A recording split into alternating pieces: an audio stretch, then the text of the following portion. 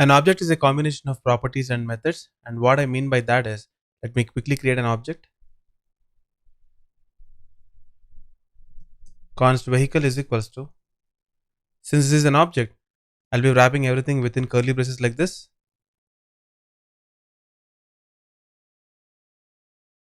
And then all the properties has to be defined in the format of key value pairs, and here the first key is going to be type, and the value for this is going to be a string, hence it is going to be something like this.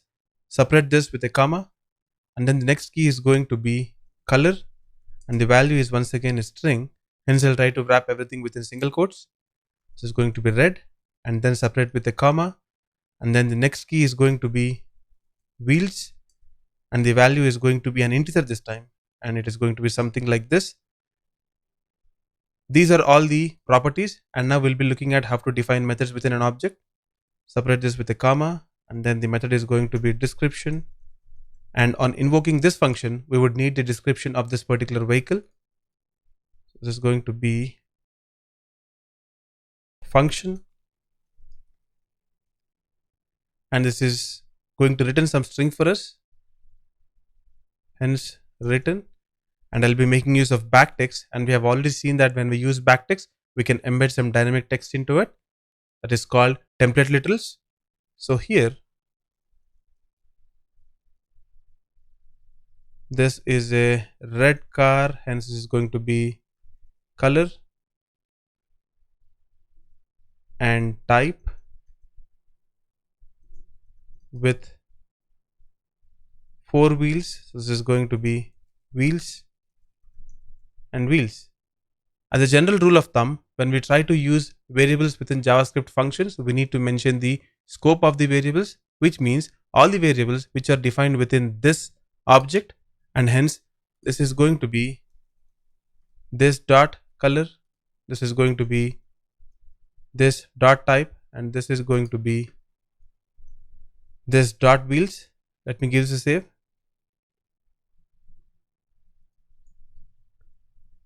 If you refresh this,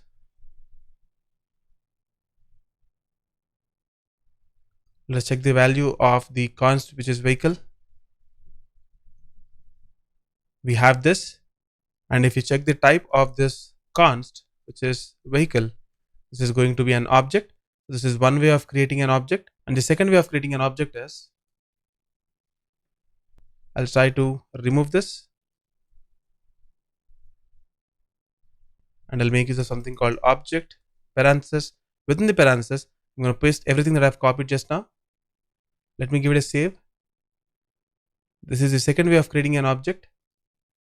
Let me refresh this.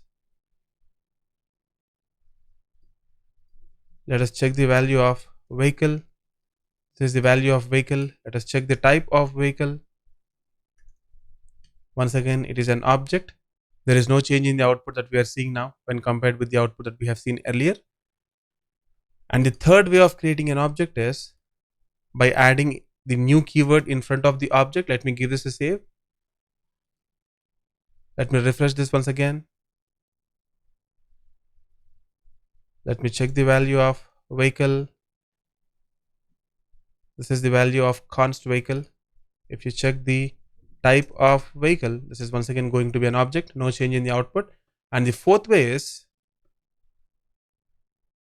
let me remove this, and here I'll be making use of a method which is create.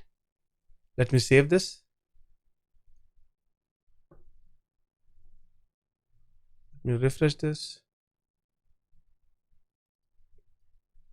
Let us check the value of vehicle. This is the value of const vehicle, and if you check the type of vehicle, this is once again going to be an object. Out of all the ways, we'll be using the first way that I have mentioned, which is this, but you can take your own pick here. Let me give it a save, and let us also look at how to invoke a method within an object. Let us check the value of vehicle, and if you want to access the properties of vehicle, then this is going to be vehicle dot type. It is going to give us the type, and vehicle dot color is going to give us color.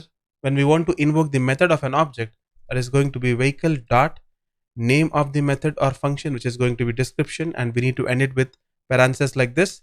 Now it is going to give us the value, which is this is a red car with 4 wheels. Now we'll be looking at the second way of defining a method within an object, and that is we can just remove this function here, give it a save. Let me refresh it, and if I say vehicle dot description and then parenthesis, we'll be getting the same value here. Now let me introduce you to something called get and set functions. As a part of that, I'll just add get in front of description. Let me give this a save.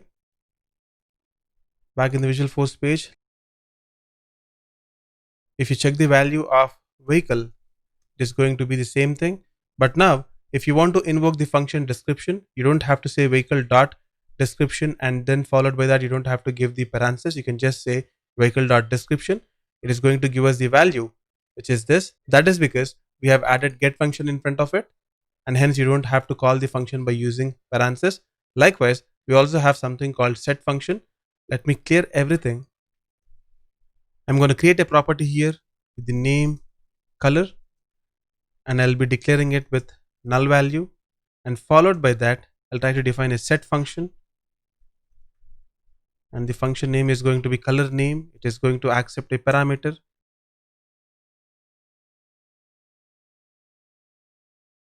and that value within the parameter is what we'll be assigning back to this key here. This is going to be this dot color is equals to name. Let me give it a save. Back in the Visualforce page,